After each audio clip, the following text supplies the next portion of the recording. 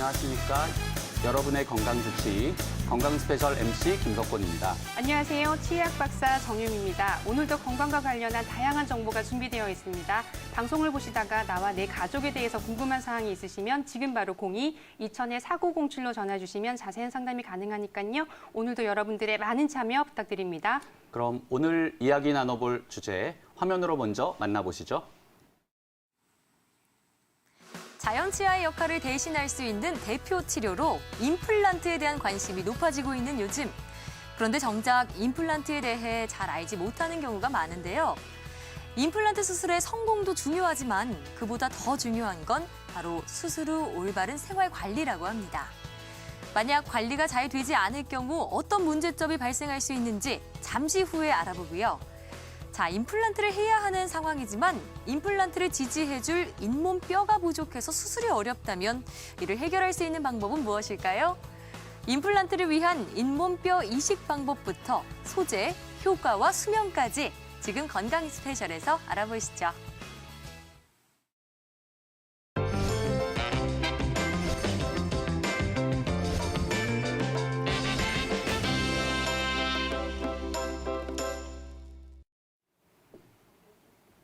네, 오늘의 주제는 바로 임플란트 재생, 임플란트 시술법입니다. 실제로 저희가 임플란트를 하긴 해야 하는데 임플란트를 주변에 뼈가 부족하거나 잇몸이 부족한 경우라고 하면 임플란트를 하고 나서도 오래 사용하지 못하거나 문제가 생길 수 있긴 하거든요. 그렇죠.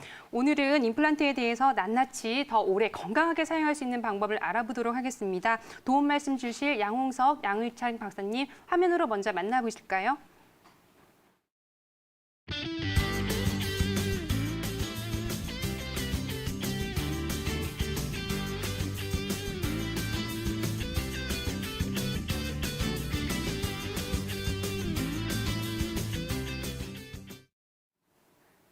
네, 도움 말씀 주실 박사님들 나오셨는데요. 인사 한번 나눠볼까요? 박사님 안녕하세요. 안녕하세요. 네, 정 박사님. 네. 요즘 65세 이상 틀니나 네. 임플란트 환자분들이요. 5년 사이에 7.2%나 증가했다는 오. 사실을 아시나요? 정말 많이 증가했네요. 네, 과거에는 뭐 여러 가지 이유로 시술을 포기했거나 미뤄놓았던 분들이 네. 건강보험이 확대되거나 또는 시술이 간편해지면서 이제는 더 이상 불편함을 참을 이유가 없어졌겠죠. 네, 실제로 그렇습니다. 그런데 더군다나 또 나이가 들수록 또 치아가 튼튼해야 밥도 잘 먹고 또 모든 건강을 책임질 수 있는 그렇죠. 부분이긴 한데요. 임플란트를 수술을 해야 하지만 임플란트를 할 수 없는 상황이라고 하면 더 안타깝고 또 어려운 상황이 될 수도 있는데요. 맞습니다. 높은 빌딩을 또 튼튼하게 짓기 위해서는 기초 공사부터 아주 탄탄하게 되어야 더 오래 사용할 수 있고 더 단단한 빌딩이 세워지는 것처럼 실제로 임플란트도 마찬가지이긴 할 네. 건데요. 양홍석 박사님, 만약에 잇몸뼈가 적절하지 않은 경우에는 어떻게 시술을 해야 하나요?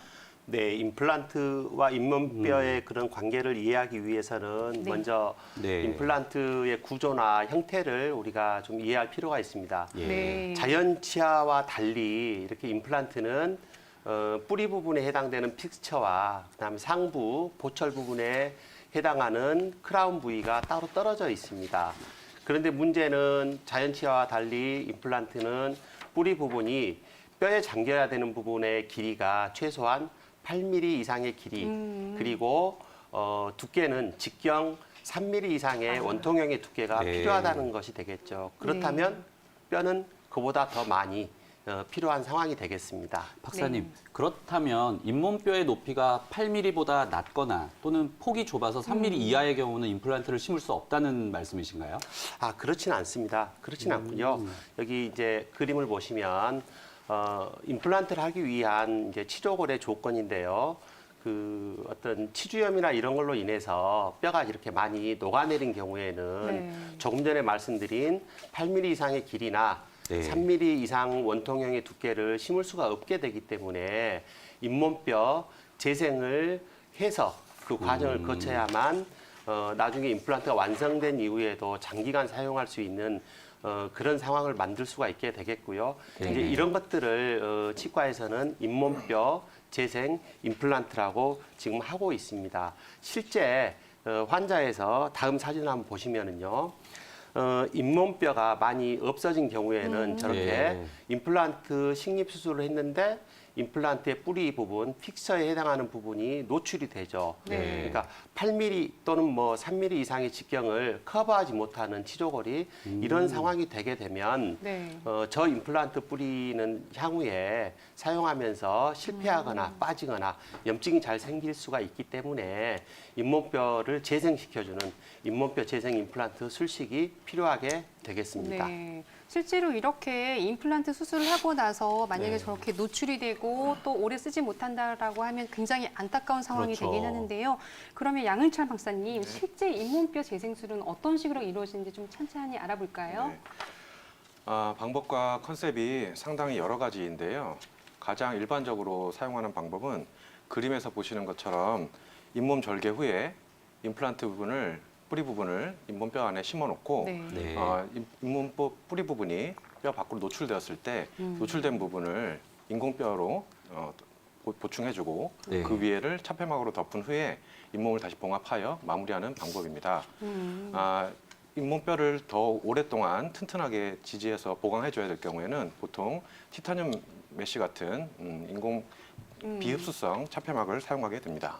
네, 실제로 저희가 임플란트 네. 수술을 하려고 하다 보면 어쩔 수 없이 뼈 이식 수술을 하게 되는 경우가 많긴 그렇죠. 한데요. 저렇게 기다리는 시간도 오래되고 하기 때문에 굉장히 중요할 것 같긴 한데요. 임플란트도 이렇게 뼈 이식하는 게 위턱과 아래턱 서로 좀 다른 수식으로 이루어지는 거는 많이 알고 계시긴 한데요. 그렇죠. 이 부분에 대해서 양홍숙 박사님께서 조금 더 자세하게 알아보도록 할까요? 네. 우선 위턱이라고 말씀하시는 부분은 보통 이제 의사들은 치과 의사들은 그걸 상악동이라고 표현을 합니다. 네. 그래서 위치는 우리 광대뼈의 안쪽 부분 그리고 광대뼈의 아래쪽 부분을 차지하고 있는 빈 공간인데요. 보통 환자분들 일반인들은 이거를 이제 축농증이 생겼다라고 이야기를 하면 이 상악동 내에 염증이 생긴 경우를 축농증이라고 합니다. 네. 네. 그래서 이제 이런 공간이 있는데요. 문제는 위턱에 임플란트를 시술을 하려고 보니 위턱은 누구나 다 이 뼈가 많이 부족합니다. 부족한데 그 염증이나 이런 걸로 인해서 치조골이 상실된 경우에는 더더욱 부족하게 돼서 네. 이런 상악동에도 잇몸뼈 이식술을 병행해서 이렇게 진료 수술을 해야만이 그 임플란트가 잘 유지되고 오래 사용할 수 있고요. 실제 저기 보시는 사례를 보면 수술 전에 까만 부분 위에 부분이 상악동이고요. 거기에 이제 뼈 이식을 하고 임플란트를 저렇게 식립한 경우를 볼 수 있겠습니다. 그런데 이런 상악동에 잇몸뼈 재생술을 하는 것은 크게 두 가지로 분류를 하고 있는데요. 첫 번째로는 단순 잇몸뼈 재생술, 그리고 두 번째로 네. 복잡 잇몸뼈 재생술로 이렇게 표현을 하고 있습니다. 네. 아, 네. 이처럼 상악동의 경우에는 특수한 구조 때문에 여러 가지 구강 내 환경을 검사하고 확인한 후에 진행해야 될 것 같은데요.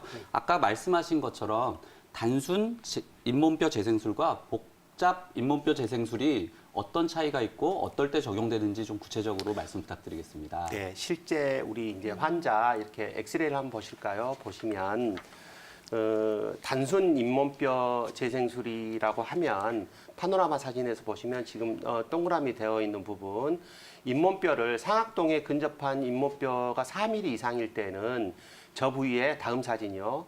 저 부위에 잇몸뼈 이식과 임플란트 이식을 동시에 한 네. 번에 그래서 좀 단순하게 수술을 끝낼 수 있어서 단순 잇몸뼈 재생술이라고 하고요.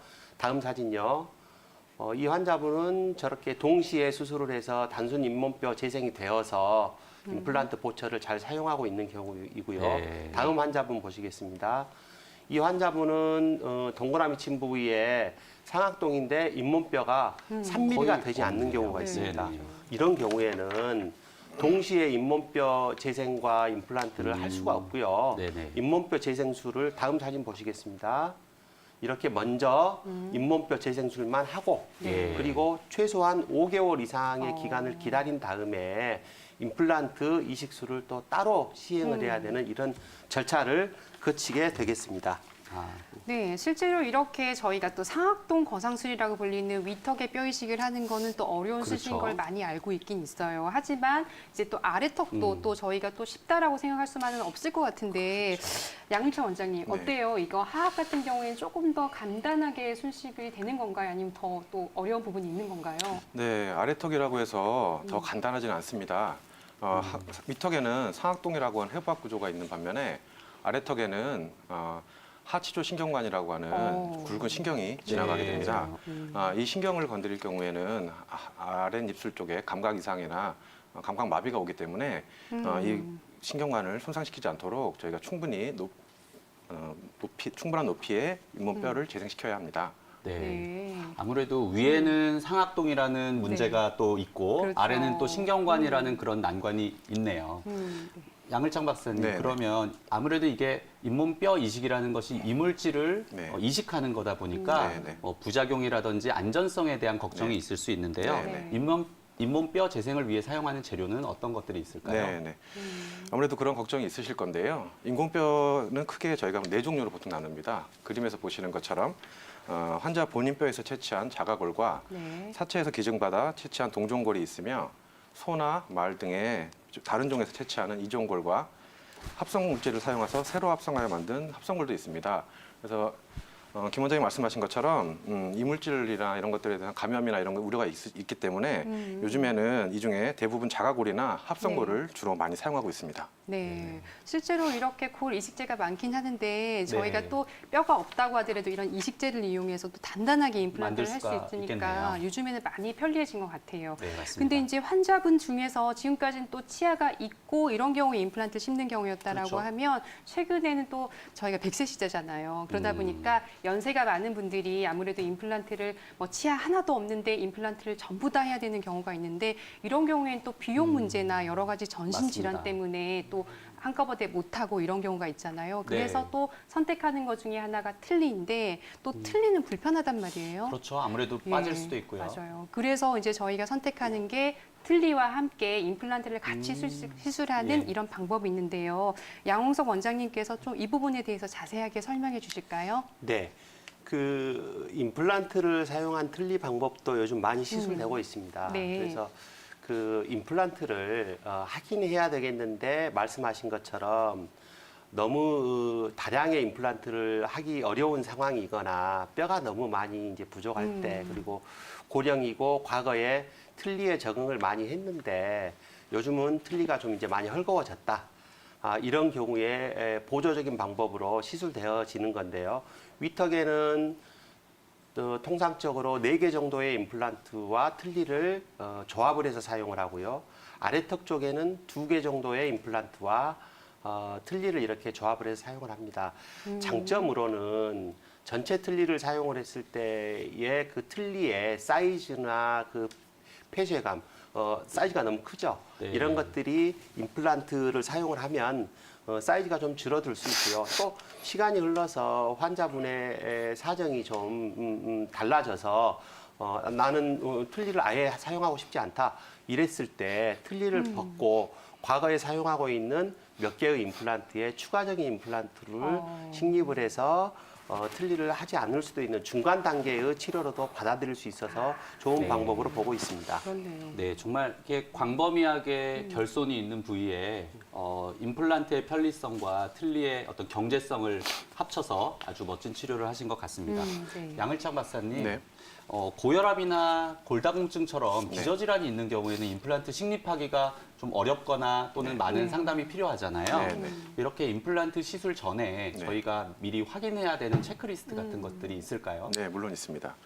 안전한 임플란트를 시술받으시기 위해서 임플란트 수술 전에 특별히 체크해야 될 부분들이 있습니다. 보통 고혈압, 당뇨, 뇌졸중, 심장질환, 그다음에 골다공증 등이 있는데요. 네. 그림 보시면 우선 고혈압은 165에 95 이상일 경우에 주의하셔야 되며 당화혈색소 수치가 8 이상일 당뇨 환자분들 네. 그리고 6개월 이내에 뇌졸중이나 심장질환에 대한 병력이 있으신 분들 그리고 항혈액 응고제를 사용하고 계신 분들은 임플란트 수술 5일에서 10일 전에는 항혈액 응고제를 끊어주셔야 합니다. 그리고 요즘 골다공증 예방 및 치료 차원에서 약을 장기 복용하고 계시는 분들이 많으신데요. 장기적으로 약을 복용하고 계시는 분들은 내과 선생님과 꼭 상의를 하셔야 합니다. 네, 지금 네. 저희는 건강 스페셜과 함께하고 있는데요. 방송을 보시다가 임플란트를 고려하고 있으시거나 치과에 대해서 궁금하신 사항이 있으신 분들은 지금 바로 02-2000-4907로 전화 주시면 자세한 상담이 가능하니까요. 여러분들의 많은 참여 부탁드리도록 하겠습니다.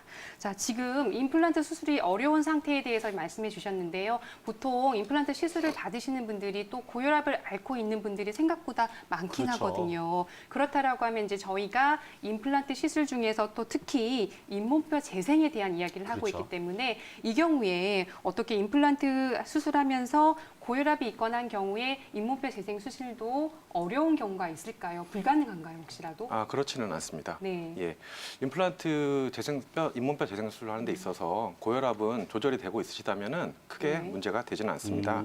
예, 하지만 그 시술 시에 급격하게 혈압이 상승한다든가 네. 출혈이 생기는 걸 대비하여서 관리를 잘 되고 있으셔야 합니다.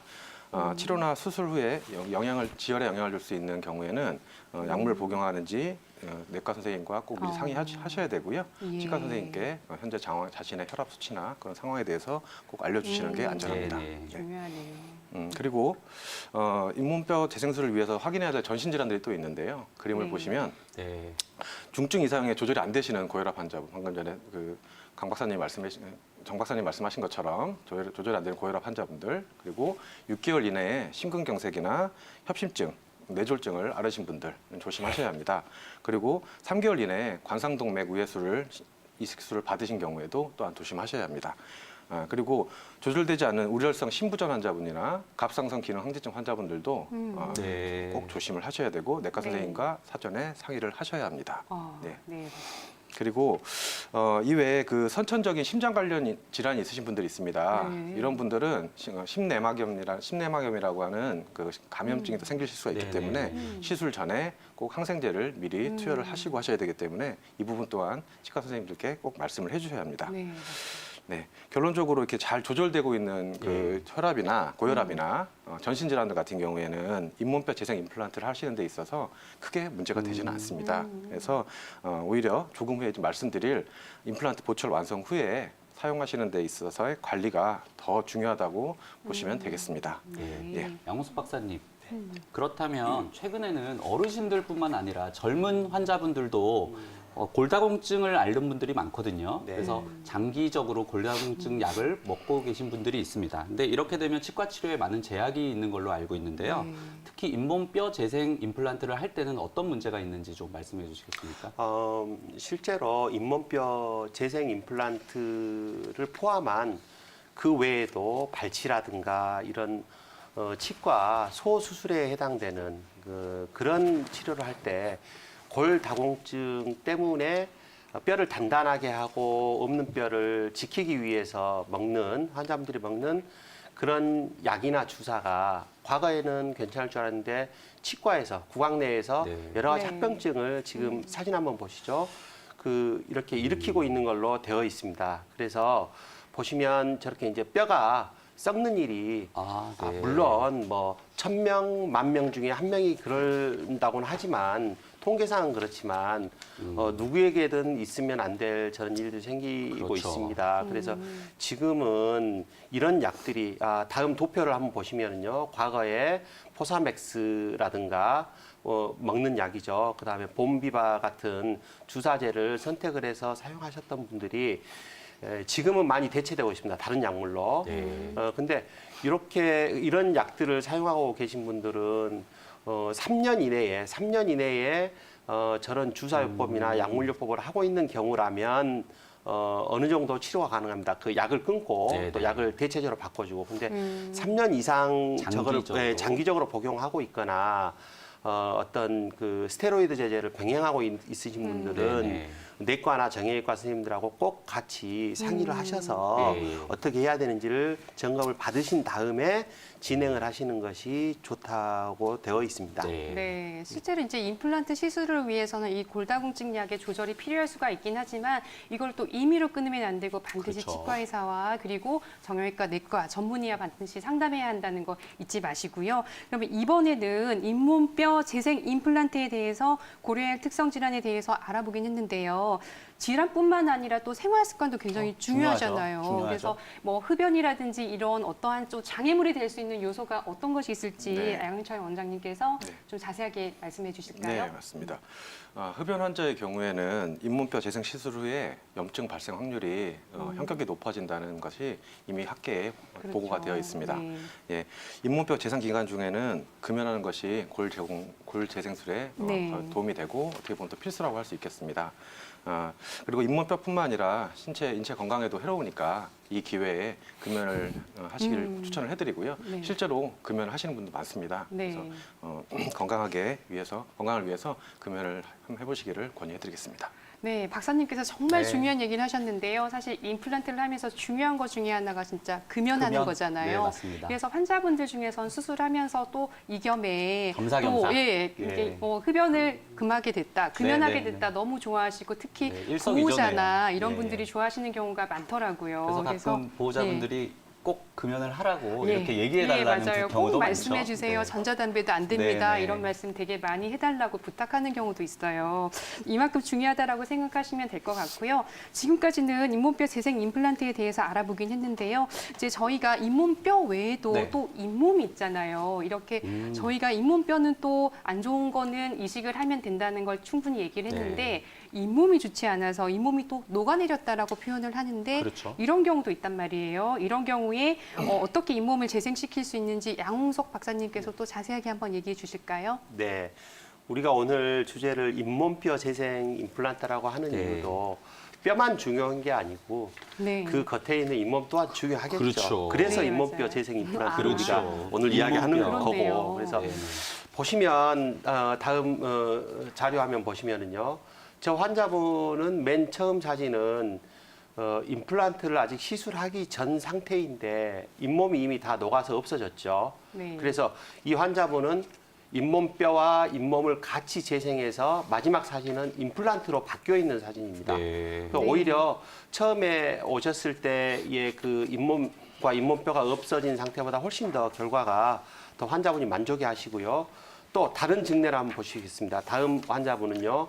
이미 임플란트를 하고 있는 환자분이신데 사용을 하고 있는데 임플란트의 바깥 부분에 잇몸이 녹아내렸어요. 그러니까 물론 잇몸이 흘러내리고 녹아내리고 약한 원인들은 다양하게 많지만 결과적으로 이것들을 잘 분석을 해서 이 환자분은 가운데 사진 보면 네. 잇몸을 이식을 한 거예요. 예. 네. 임플란트 뿌리를 교환하거나 바꾸지 않고 그래서 자기 그 입천장에 있는 잇몸을 떼서 옮겨서 붙여주는 잇몸 이식술을 시술을 하고 그 상태에서 그대로 맨 오른쪽에 사진 보면은요 가지고 있는 임플란트 뿌리와 임플란트 크라운 상태에서 잇몸 이식만 하고 저렇게 이제 지금 잘 사용을 하고 계십니다. 이렇게 하실 수가 있는 거죠, 잇몸도. 네. 네. 잇몸이 한번 녹으면 사실 회복이 불가능하다. 저희 치과의사들도 그렇게 알고 있는데요. 뭐 저런 수술을 통해서 정말 드라마틱하게 된 부분을 보니까 되게 대단하십니다. 네. 네. 근데 한번 이렇게 잇몸뼈를 재생시켜 놓으면 그럼 영구적으로 이것이 갈 수 있는 것인가요? 뒤에 말씀드릴 이제 전신 질환이나 뭐 각자의 건강 상태 이런 거에 따라서 좀 다를 수는 있지만은요. 뒤에 말씀드린 부분을 좀 따라서 관리를 잘 하시면 하지만 이제 100세, 200세 시대라도 모든 것이 다 수축하고 줄어들기 때문에 자연적인 노화 현상에 의해서 없어지는 부분은 있지만 크게 염증 관리를 잘해서 염증이 생기지 않으면 어느 정도 그 수축률이 천천히 없어지는 거니까 사용하는 데는 거의 지장이 없다고 보고 있습니다. 아, 네. 이렇게 단단하고 오래 임플란트를 사용하기 위해서는 한마디로 그 구조가 되는 잇몸 뼈를 잘 재생시키는 게 중요하다 이 말씀이시군요. 네, 네, 맞습니다. 네, 네. 네. 자, 지금 저희는 임플란트에 대한 이야기를 나누고 있는데요. 저희 광고 보고 다시 돌아오도록 하겠습니다. 채널 고정. 네, 건강 스페셜과 함께하고 있습니다. 이번엔 생활 속 치아 관리와 치과 관리에 대해서 얘기할 시간이죠. 김현정 원장님께서 전해주시는 치아 주치, 지금 바로 만나보시죠.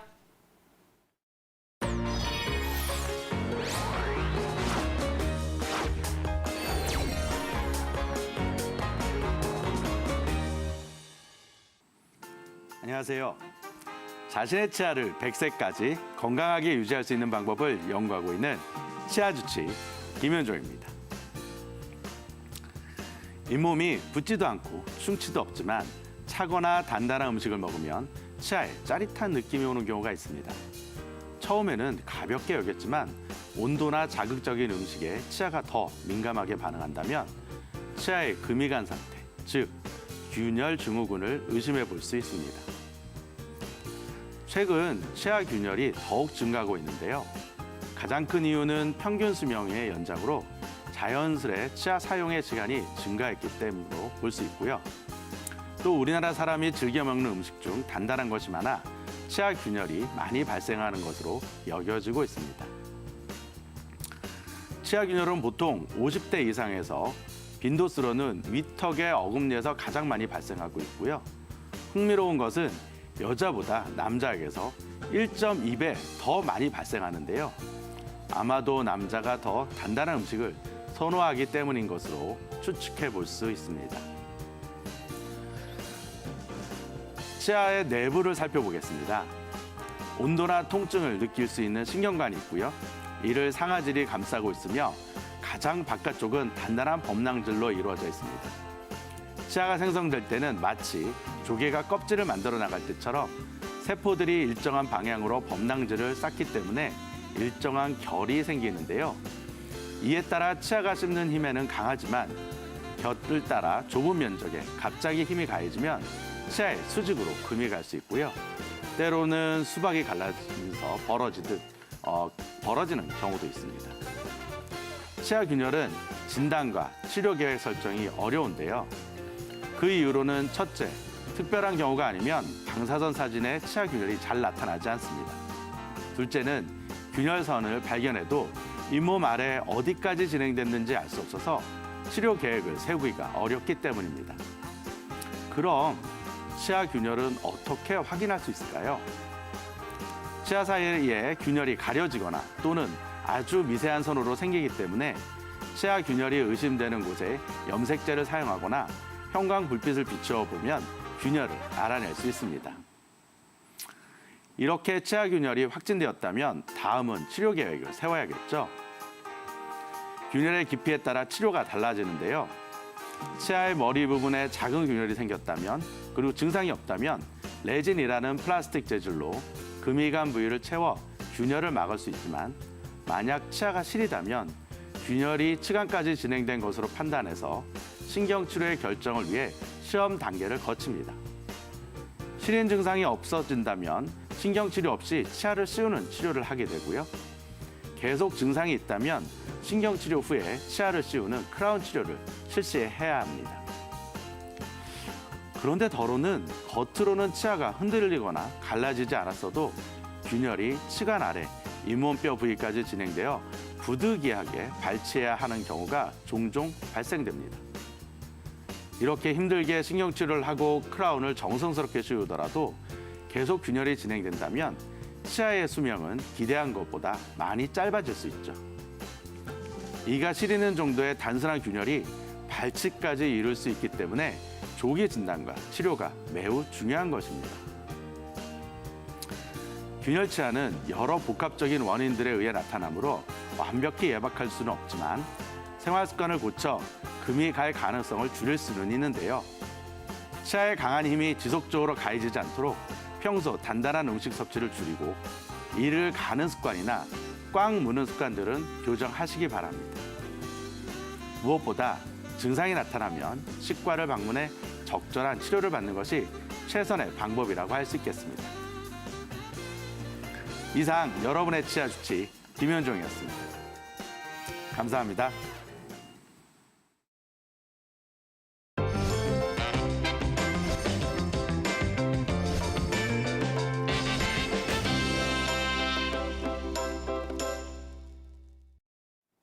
네, 오늘 치아 주치 시간에서는 치아 균열증에 대한 이야기를 나눠봤는데요. 네. 치아 균열증 어떻게 진료하시면서 원장님 많이 보셨나요? 네, 환자들이 매우 불편해하는 사안 중에 하나죠. 네, 실제로 이렇게 조기 발견이 어렵기도 하고 어렵죠. 또 이게 또 심하게 되면 또 발치를 해야 되고 임플란트로 연결되고 네. 굉장히 문제가 생길 수 있기 때문에 만약에 실인 증세가 있다라고 하면 차근차근 치료 계획에 따라서 치과 전문의와 잘 상담받는 것이 중요하고요. 네, 치과에 조기 가서. 치료도 굉장히 중요한 부분이긴 하죠. 네, 맞습니다. 네, 그래서 이제 저희가 잘못하면 임플란트로 연결될 수 있다는 점 잊지 마시고 저희가 또 다시 또 임플란트 이야기로 연결해 볼까요? 네, 저희가 두 번째 이야기에서는 바로 임플란트의 유지와 관리에 대한 이야기를 나눠보려고 네. 하는데요. 실제로 임플란트를 아주 잘 시술을 하고 또 뛰어난 실력과 이런 기술로 좀 잘 했다라고 하더라도 사용하시는 분들이 좀 못 사용하거나 문제를 네. 일으킨다라고 하면 오래 유지가 되지 않고 할 수 있거든요. 이런 네. 경우가 이제 임플란트 수명을 짧아지게 할 수 있단 말이에요. 네, 사실 자연 치아와 다르게 임플란트만의 네. 주의사항이 따로 있을 것 맞습니다. 같은데요. 네. 그래서 오늘 임플란트의 관리에 대한 총정리 시간을 네. 한번 가져봤으면 좋겠습니다. 아무래도 임플란트를 얼마 동안 쓸 수 있을까 이게 사람들의 모두 관심사일 것 같은데요. 네. 양을창 박사님, 네. 임플란트 수술만 잘 되면 평생 쓸 수 있다 이렇게 보통 분들이 생각 많이 하시잖아요. 네, 네. 어떤가요? 그렇게 하시죠. 네. 네, 말씀하신 것처럼 많은 환자분들께서 그렇게 생각하고 계시는데요. 네. 좀 잘못 알고 계시는 부분입니다. 아. 네, 그 임플란트가 한번 시술하면 이제 영구적이라 생각을 보통 하시는데요. 타고난 내 치아도 이렇게 영구적이지가 않은데 네. 인공 삽입물인 임플란트가 영구적이기는 쉽지 않겠죠. 네. 그래서 오랜 기간 임플란트 시술을 해온 경험상 봤을 때 잘 시술해드린 임플란트도 물론 중요하지만 전신 건강이나 유지 관리나 이런 것들 때문에 임플란트가 수명이 좌우가 되는 경우가 상당히 많이 보였습니다. 양호선 원장님께서 박사님께서 말씀하신 것처럼 인공뼈 재생술을 병행하신 경우에는 특히 네. 당뇨나 치유 질환들에 대해서 더 조심하셔야 합니다. 아무리 훌륭한 치과 의사가 시술을 해드린다고 하더라도 환자분들께서 유지 관리를 못하시거나 치과에서 관리를 열심히 해드리지 않으면 임플란트 수명은 짧아질 수밖에 없게 됩니다. 네. 상당히 높은 빈도로 임플란트가 망가지고 불편함이 네. 생기는 경우가 많습니다. 네. 네. 네, 이렇게 또 어렵게 또 시술을 받고 또 노력해서 또 잘 관리를 하고 이렇게 하셔야 네. 되는데 큰 비용을 들이고 노력을 했지만 치료받으신 임플란트에 문제가 생기는 이유가 있을 것 같긴 한데요. 양홍성 원장님, 어떤 이유 때문에 이런 문제가 생기는 걸까요? 네, 조금 전에 치아 균열증을 잠깐 짚고 넘어갔었는데요. 네. 임플란트 이야기긴 하지만 치아 균열증의 원인 중에 하나로 그 씹는 힘, 교합압에 대해서 이야기를 했습니다. 네. 임플란트 역시 이런 씹는 힘에 잘 견딜 수 있는 구조이거나 네. 그러면 괜찮은데 서두에 말씀드린 것처럼 뿌리와 머리가 자연 치아는 뿌리와 머리가 한 몸체지만 임플란트는 따로 분리가 되어 있다 보니까 이런 것들을 조여주는 나사 형태이니까 이런 것들이 사용하다 보면 풀릴 수도 있고 죄송합니다.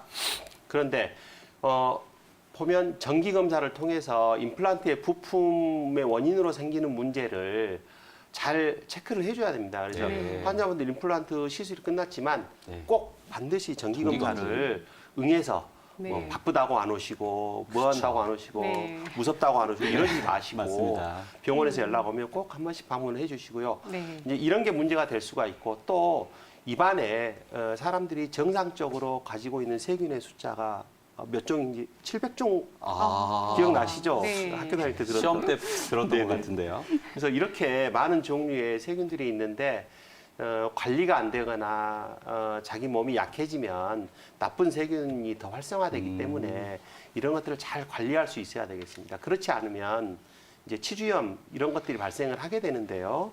네. 보시면 특히 네. 조금 전에 양을창 박사님 이야기했던 그 고혈압 네. 이런 사람들 그리고 이제 당뇨를 앓고 있는 분들은 특히 먹는 약이나 질환 자체가 치주염을 잘 발생시킬 수 있는 그런 질환들입니다. 그래서 네. 이런 것들에 대한 관리 또한 병행해서 쭉 해주셔야 되는 거로 되어 있습니다. 네, 박사님께서 지금 치주염에 대한 이야기를 해주셨는데요. 네. 치주염이라는 게 바로 또 치아 주변에 있는 염증이라는 건데 이게 또 임플란트에서는 임플란트 주위염이라고 해서 또 첫 번째 어떤 문제를 일으키는 원인이 될 수 있는 거긴 하거든요. 그래서 임플란트 주위염에 대해서 양을창 박사님께서 좀 구체적으로 또 설명해 주실까요? 네, 그러겠습니다. 임플란트 주변에 자연치아에서처럼 잇몸 염증이 생기시는데요. 이게 이제 염증이 단계에 따라서 임플란트 주위염이라고 보통 말씀을 드립니다. 크게 초기에는 잇몸에서 피가 나고 네. 염증이 생겨서 약간 욱신거리는 느낌이 있으셨다가 이게 좀 더 진행이 되시면 잇몸에 들뜬 느낌도 드시고 잇몸에 피도 나시고 염증도 생기시고 고름도 나오시고 하는 골 파괴까지 일어나는 광범위한 잇몸 질환을 말씀드립니다. 네. 네.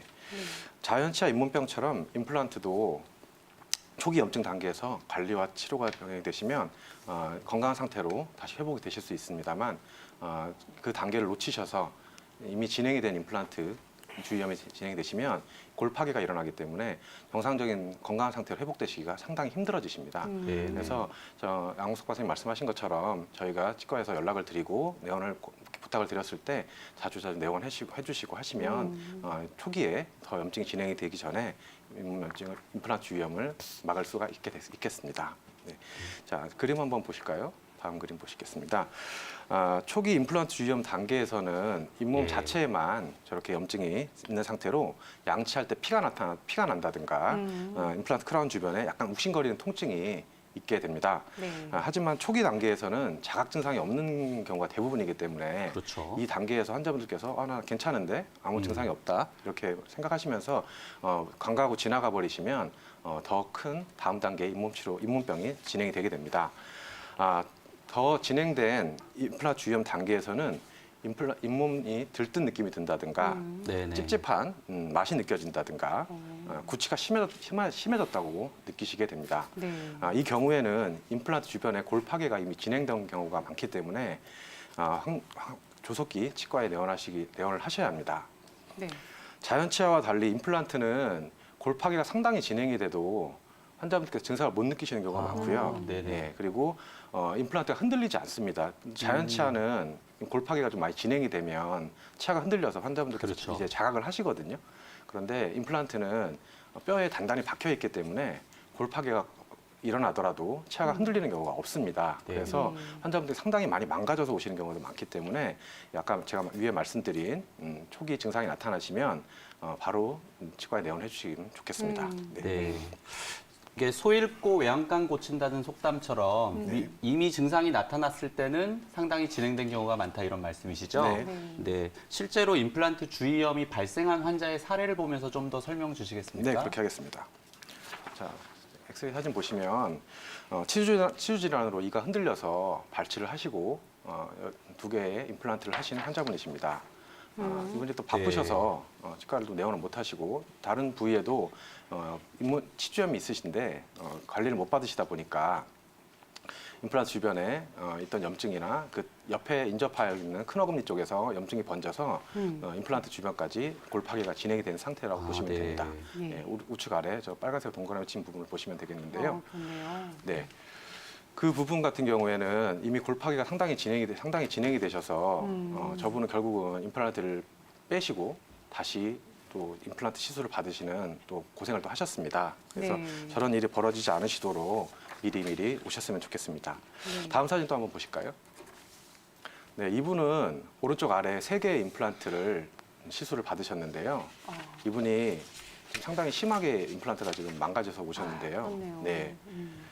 사업자 바쁘셔서 거의 해외에 계속 계시다 보니까 4년 동안 내원을 한 번도 못 하셨어요, 이분이. 네. 네, 그러셨는데 이제 이 치아가 이제 임플란트가 흔들리고 약간의 네네. 이제 동요도가 생겼는데 그래도 이제 오실 수가 없는 상황이다 보니까 그 상태로 계속 또 씹으셨어요. 왼쪽 편에 또 식사를 하시기가 좀 불편하셔서 계속 씹으시다 보니까 저렇게 흔하게 나타나는 경우가 아닌데 저 뿌리 부분까지 다 파절이 돼서 네네. 치아가 완전히 많이 흔들리는 상태로 그렇게 오셨습니다. 그래서 결국 저분도 임플란트를 빼시고 또 지금 수술하시려고 좀 준비하고 기다리고 계시는데요. 네. 이런 케이스를 보면 참 안타깝습니다. 그렇죠. 네, 그렇네요. 실제로 김석권 원장님 이런 식으로 임플란트가 문제가 네. 생기기 전에 사실 매번 정기 검진만 잘 온다고 하더라도 사실 엑스레이만 찍어보면 아, 자세하게 그럼요. 알 수 있긴 하단 말이에요. 네. 그런데 이제 저희가 임플란트를 하고 나서 이렇게 못 오거나 할 때라도 최소한 어떤 증세 때문에 이게 또 문제가 생겼는지 알 알 수만 있다라고 하면 네. 그래도 한 번은 더 치과에 오지 않을까라는 생각이 그렇죠. 들긴 합니다. 스스로 좀 예. 발견할 수 있으면 좋은데요. 그렇죠. 근데 임플란트가 아무래도 자각하기가 어렵다라고 하니까 임플란트 주위험 부분에 대한 거를 네. 알 수라고 있다라고 하면 이 어떤 부분을 알아두면은 네. 도움이 될까요? 네. 임플란트 주위염은 앞서 말씀드린 것처럼 잇몸에 염증이 생기는 경우가 보통 초기 증상입니다. 예. 그래서 양치하시면서 잇몸에 피가 비친다든가 아니면 치간 칫솔이나 뒤에 말씀을 드릴 건데요. 치간 칫솔이나 첨단 칫솔을 이용해서 임플란트 주변을 닦아주실 때 잇몸에서 피가 자꾸 나는데 한 2주 정도 지속적으로 피가 계속 난다든가 하면 그때는 치과에 방문을 해주시는 게 좋습니다. 예. 네. 또한 임플란트 크라운이라고 하는 머리 부분이 치아가 이렇게 흔들리는 경우들이 있습니다. 예, 그런 경우에도 임플란트 주위염 때문에 임플란트를 잡고 있는 뼈가 약해져서 머리 부분이 크라운 부분이 흔들리는 경우도 있기 때문에 그런 경우에도 조속히 치과에 내원하셔서 상황을 체크 받아보시는 게 좋습니다. 네, 박사님께서 얘기하신 것처럼 네. 치간 칫솔과 치실 이런 것들 이제 많이 사용하는 건 알고 계세요. 그런데 첨단 칫솔이라고 하는 거는 네, 생소하죠? 조금 생소할 것 같아요. 맞습니다. 이 어떻게 사용하는 방법이 있고 어떤 제품인지 어떤 시술법인지 네. 좀 알아보도록 할까요? 네, 알겠습니다. 첨단 칫솔은 지금 흔하게 들어보진 않으셨을 겁니다. 예, 그림 한번 네. 보시면은요. 예. 치아 머리 부분에 끝에 이렇게 뾰족하게 새 부리처럼 네. 칫솔모가 나와 있습니다. 오, 그래서 그 뾰족한 칫솔모로 임플란트랑 치아 사이, 그다음에 잇몸 사이, 내 치아와 잇몸 사이를 안쪽을 네네. 사선으로 네. 칫솔을 넣어서 닦아주시는 칫솔이라고 생각하시면 됩니다. 아, 통상적으로 네. 저희가 사용하는 칫솔은 칫솔모가 치아 두 개 내지 세 개를 덮게 되어 있기 때문에 네. 예. 그 치아와 잇몸 사이 쪽에 공간에 효율적으로 정확하게 그 들어가지가 칫솔이 들어가지가 않습니다. 그렇죠, 그렇죠. 예, 그래서 첨단 칫솔을 임플란트뿐만 아니라 내 자연 치아에도 써주시면 관리하시는 데서 상당히 도움이 많이 되십니다. 네, 네. 네, 그래서 네. 첨단 칫솔로 임플란트와 잇몸 부위 쪽을 한 부위당 5초에서 10초 정도 아. 천천히 너무 빠르게 닦으시면 닦이지 예. 않고 지나가 버리니까요. 네, 예, 천천히 닦아주시고요. 뺨 쪽 부분도 닦아주시고 혀 안쪽 부분이나 입천장 쪽 부분도 같은 방법으로 천천히 닦아주시는 게 좋습니다. 네. 네. 임플란트 주위염을 예방할 수 있는 방법을 또 자가 관리할 수 있는 방법을 알아봤는데요. 양홍석 박사님, 네. 혹시 치과에 내원했을 때는 그런 어떤 예방 치료를 받을 수 있는 건가요? 치과에 이제 조금 전에 양을창 박사님 말씀하신 게 이제 주로 네. 환자들이 교육이 되어서 자신들이 해 나가야 되는 일이고요. 예, 치과에 예. 오시면 조금 이제 전문적인 그런 점검을 받으시게 되겠죠. 네네. 네. 제일 첫 번째로 예방할 수 있는 거는요. 환자분들이 댁에서 치과에서 교육해 드린 대로 교육 받은 대로 잘 하시는 게 가장 중요하고요. 두 번째로 정기 검사.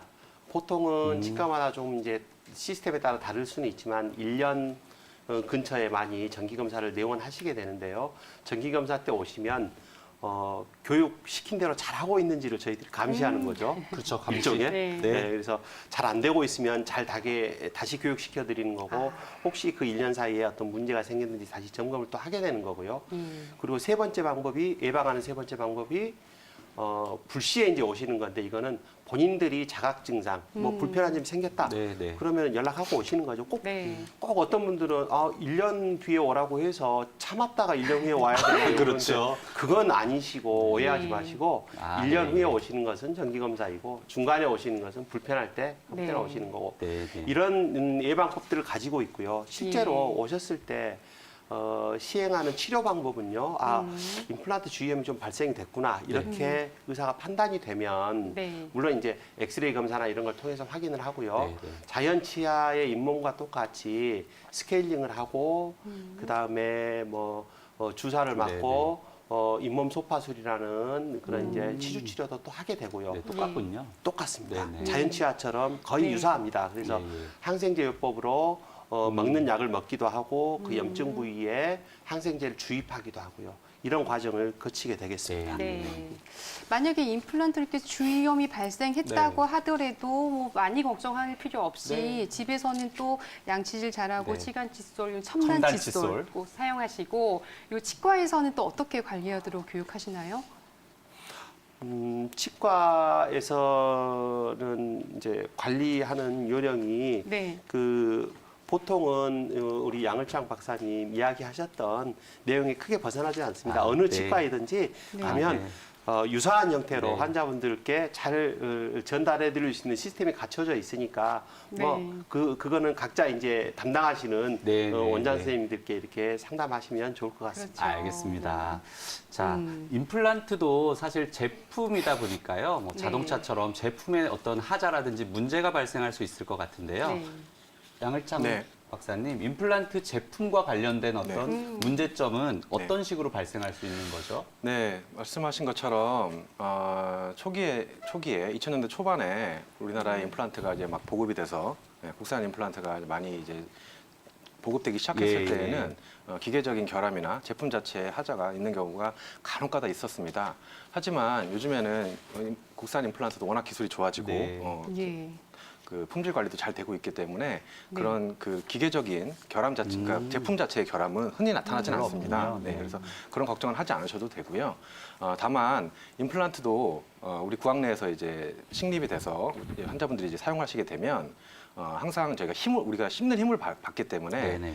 그 부분에 있어서 기계적인 결함이 나타날 수가 있습니다. 네. 그래서 우리가 아까 말씀드린 대로 치아는 씹는 힘을 계속 받기 때문에 그게 상당히 우리 손의 힘보다 10배 이상 강한 힘이 치아에 계속 주기적으로 가해집니다. 그래서 내 자연 치아는 뿌리 주변에 치주인대라고 하는 치아를 잡아주고 쿠션 역할을 해주는 인대가 있기 때문에 네. 네. 그 인대가 치아에 강한 힘을 저항을 해주고 음식을 우리가 보통 갈아 먹잖아요. 네. 그래서 이렇게 가는 측방력이라고 하는 음식을 갈아 먹는 힘에도 자연 치아가 저항을 잘 해주도록 자연 치아는 잡아주는데요. 네. 임플란트는 이 치주인대라고 하는 부분이 없습니다. 예. 흔히들 우리가 너무 강하면 부러진다고 하잖아요. 그래서 임플란트는 그런 치주인대가 없기 때문에 그 씹는 교합압이라고 하는 그 수직력에는 저항을 잘 하지만 측방력에는 저항을 잘 할 수가 없는 경우가 많습니다. 그래서 임플란트 부분이 과도하게 측방력에 노출이 되는 이갈이가 있으시다든가 과도하게 측방력에 노출이 된다든가 아니면 임플란트가 풀린 상태로 계속 기능을 하신다든가 그렇게 되시면 임플란트 부분이 파절이 된다든가 네. 네, 저희 그림처럼요. 네, 임플란트 자체가 지금 저 부분은 임플란트 자체가 파절되신 거고요. 아, 네네. 네. 다음 사진 보시면 임플란트랑 연결. 크라운이라고 연결시켜주는 나사가 지금 나사 부러진 스크류라고 거군요. 하는 나사 부위가 파절된 거를 보시면 됩니다. 네. 예. 그래서 정기적인 점검과 관리를 통해서 임플란트에 잘못 가해진 힘이 없는지 저희가 오시면 잇몸에 대한 것만 체크해드리는 게 아니라 환자분들 씹으실 때 어떻게 잘못 가해진 힘이 없는지도 체크를 해드리기 때문에 네, 그런 것도 오셔서 정기적으로 체크를 받으시면 이런 문제는 예방할 수 있으십니다. 아까 네. 말씀하신 것처럼 네. 그러니까 수술만 잘 되면 끝이다 이게 아니라 정기 네. 검진과 관리가 제일 중요하다는 네, 말씀이신데요. 그럼 박사님 말씀처럼 정기 검진이나 관리를 아주 잘 했을 때 네. 임플란트의 수명은 도대체 어느 정도까지라고 보면 될까요? 네, 말씀하시는 것처럼 환자분들께서 정기적으로 잘 해주신다는 전제하에 임플란트 뿌리 부분은 반영구적이라고 보시면 됩니다. 물론 낮은 빈도로 임플란트 주변에 염증이 없는데도 불구하고 문제가 생기는 건 간혹가다 있지만 그런 경우는 정말 극소수에 불과하고요. 네. 통상적으로는 뿌리 부분은 거의 문제가 생기는 경우가 잘 없으십니다. 네, 네. 그래서 뿌리 부분은 반영구적이라고 말씀을 드릴 수가 있겠고요. 네. 네. 그리고 이 머리 부분이라고 하는 크라운 부분에서 네, 네. 이제 이 크라운 부분은 이제 그 우리 자연 치아에 이를 씌웠을 때처럼 정기적으로 한 번씩 문제가 생기면 교체를 하신다든가 네. 그렇게 네. 하시면 되는데요. 저희가 통상적으로 한 10년 정도를 보고는 네. 있습니다. 그래서 이게 사람마다 좀 차이가 있으신데요. 그래서 보통 10년 정도 보시고 정기적으로 치과에 오시면 그때 상황에 따라서 음식물이 낀다든가 좀 잘 안 씹히신다든가 네. 나사가 흔들린다든가 그런 것들을 체크를 받으시면 조금 더 수명을 연장하실 수 있으시겠습니다. 네, 건강 스페셜에서는 오늘 임플란트와 잇몸뼈 재생 수술에 대한 이야기를 나눠봤습니다. 건강 스페셜 오늘 준비한 소식은 여기까지입니다. 저희는 다음 이 시간에 더 밝고 건강한 모습으로 만나 뵙도록 하겠습니다. 시청해주신 여러분 고맙습니다.